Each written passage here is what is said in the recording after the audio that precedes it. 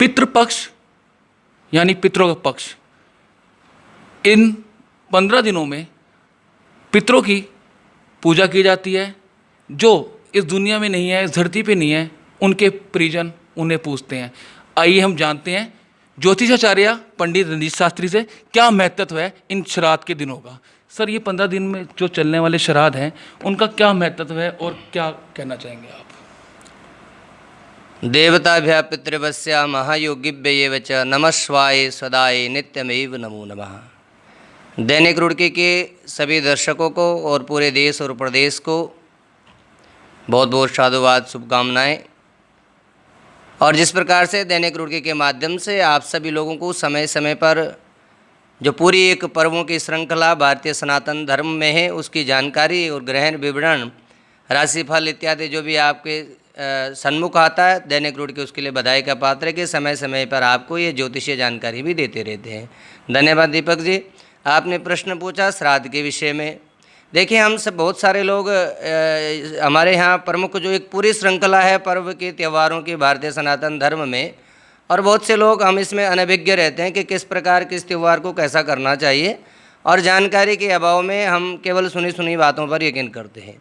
देखिए, श्रद्धा दीयते इति श्राद्धम, जो भी आप श्रद्धा से हैं, भगवान भी स्वयं कहते हैं यस्मिन् कस्मिन् दिने मृत्यु और भक्ति श्रद्धा समन्वितः, जिस किसी दिन भी आपके मन में भक्ति भाव हो, श्रद्धा हो, तो अपने माता जो जिन लोगों ने आपके लिए सब कुछ किया, जो आपको इस दुनिया को दिखाने वाले हैं, ऐसे माता पिता या उनसे भी पीढ़ी, वो कहते हैं पुनर्कम तायते इति पुत्रः, जो अपने पितरों का उद्धार करता है धर्म के माध्यम से, दान के माध्यम से, तीर्थ के माध्यम से, अपनी व्यवहार कुशलता के माध्यम से, अपनी यश कीर्ति को उठाता है यदि अच्छे कामों के द्वारा। केवल ये नहीं कि आपने खाना बना करके दे दिया, आप अच्छे चरित्रवान व्यक्ति हो, अपने कुल की परंपराओं को अच्छे से निर्वहन कर रहे हो, आप चरित्रवान हो, अच्छे कार्य करते हो, तो भी माता पिता का हृदय प्रसन्न होता है। आप 100 आदमी को खिला देते हो लेकिन कार्य गलत करते हो, बुरा चरित्र है आपका, खराब चरित्र है, तो आपके पितर कभी प्रसन्न नहीं हो सकते। इसलिए अपने जीवन में श्रेष्ठ कर्म को धारण करना सीखें, अपने आचरण को पवित्र रखें। और श्रद्धा दीयते, जो भी आप श्रद्धा से देते हैं, ऐसा नहीं कि आपने खाली पूरी कचौरी वही सब बनाना है। एक ब्राह्मण 10 घर का नहीं खा सकता, ये आप हम सब लोग जानते हैं। इसलिए उनके निमित्त तर्पण होते हैं, पितरों का तर्पण होता है।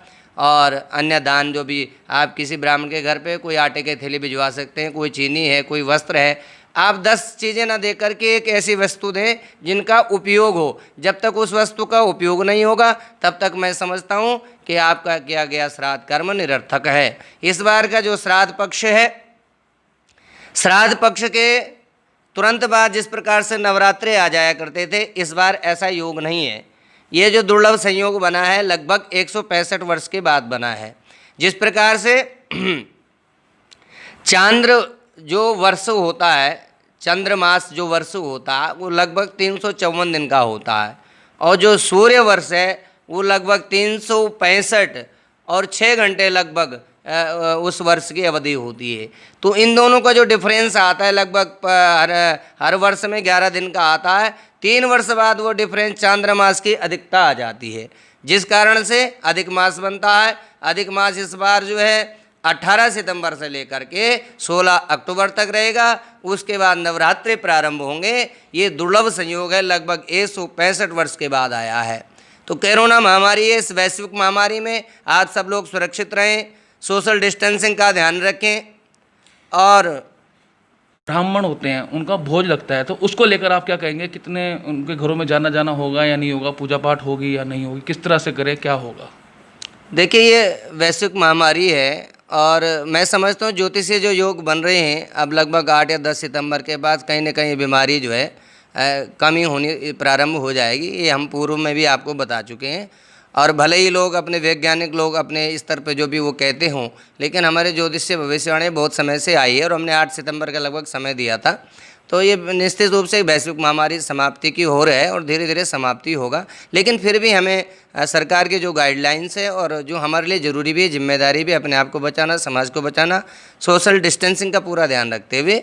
और आप जैसे आजकल तो सुविधाएं उपलब्ध हैं, जैसे हमारे बहुत से लोग यहाँ देशों में नहीं विदेशों में भी हैं, तो हम वहाँ पर भी उनको नेट के माध्यम से, इंटरनेट के माध्यम से, ऑनलाइन वीडियो कॉन्फ्रेंसिंग के जरिए हम उनको बताते हैं और कर भी पाते हैं।